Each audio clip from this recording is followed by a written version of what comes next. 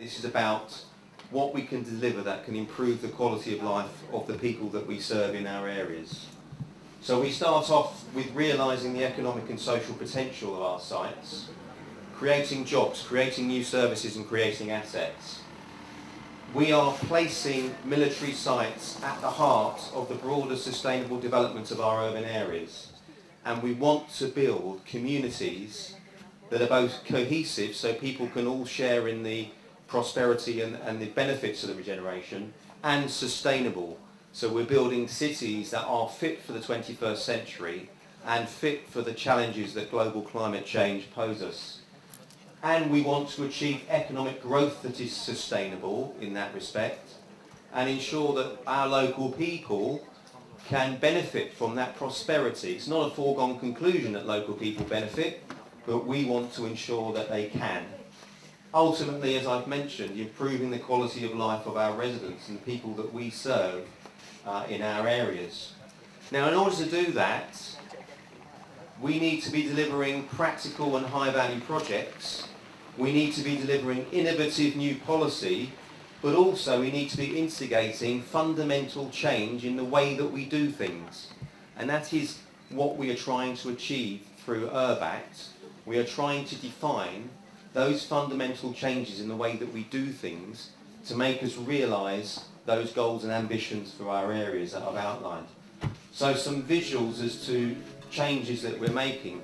This is obviously the Le Mirate example in Florence, changing the prison into a dynamic mixed-use facility, community facility, residence and employment space. This is Medway's Chatham Historic Dockyard and the joiner's shop, which has been converted into a vibrant, dynamic facility for local companies specialising in the creative industries, creating high-value jobs. This is the old barracks in the lower Pembroke area of Medway, and this is where the soldiers used to march up and down, converted into a library, which is a key asset of our new universities, and I understand the longest library in Europe.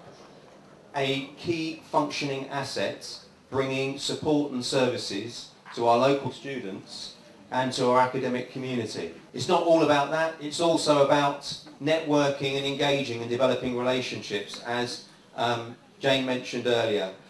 It's about exchanging good practice and about exchanging ideas and using our URBACT network as a laboratory of ideas to see what can best be transferred in terms of knowledge and experience from one partner to another.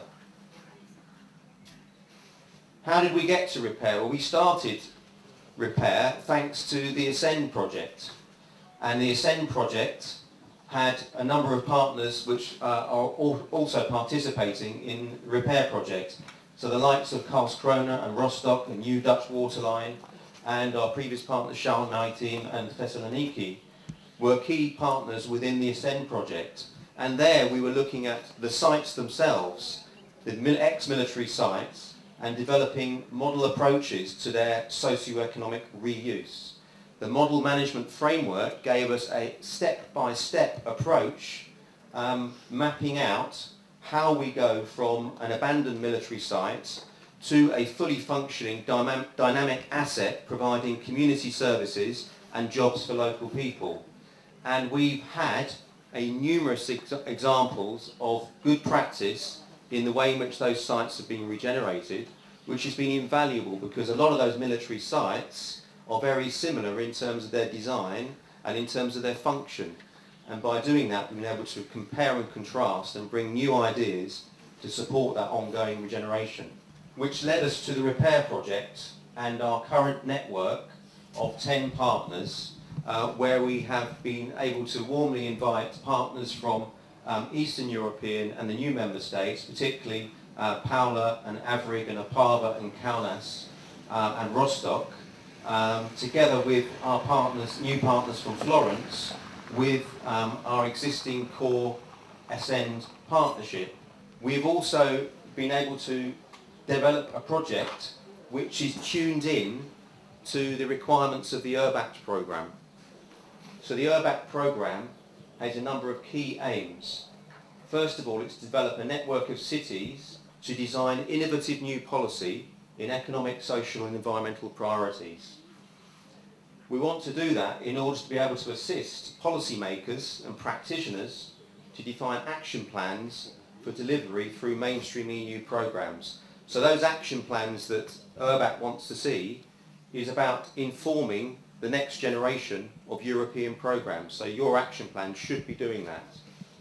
We want to be facilitating exchange of experience on urban development policy at all levels, which is informing European policy as well as local policy.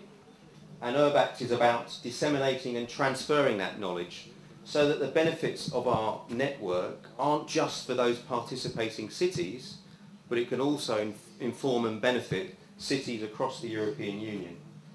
And URBAC is very much in line with the Regions for Economic Change priority of achieving sustainable urban development. There is also a strong policy context to URBAC within which we fit very closely.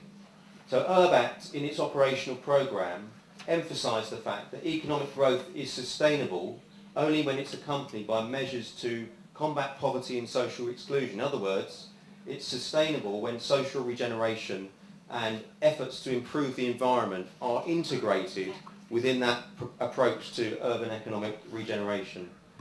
We want to ensure synergy between all the interventions financed by structural funds. So there are different structural fund programmes, for example the European Social Fund, which offers training, and the European Regional Development Fund, which supports physical improvements. We need to see greater synergy, and that's what URBAC is trying to achieve. But also it wants to improve the visibility of community interventions. It wants to be able to demonstrate more to local people the added value of European funding and what European funding is trying to achieve. And it's about recognising that small and medium-sized cities in particular have a key role to play. So paragraph 13 of one of the European Community regulations in setting up the structural funds talks about the fact that greater account should be taken of the role of towns and cities by developing their role in programming and promoting urban regeneration. So that's recognition that it's up to us as stakeholders at the local level to define that agenda in terms of what urban regeneration means to us as cities. And ultimately it's also about improving the way in which the Lisbon and Gothenburg strategies at European level are implemented at local level. And what does Lisbon tell us? Lisbon tells us that the European Union economy should become the most competitive and dynamic knowledge-based economy in the world. But Gothenburg added the imperative of that being done in a sustainable way, and that led to the Sustainable Development Strategy, adding a key environmental dimension. And what our URBAC network has been able to respond to are 4 of those key Sustainable Development Strategy priorities at European level. Climate change and clean energy, and we're seeing excellent examples of that being progressed here in Avrig. Sustainable transport, sustainable consumption and social inclusion. So in our response to that, what are the challenges for our repair project and what have the challenges been? Well, first of all, it's the principle that no one is an island, and that is an important principle when it comes to looking at individual sites and their regeneration.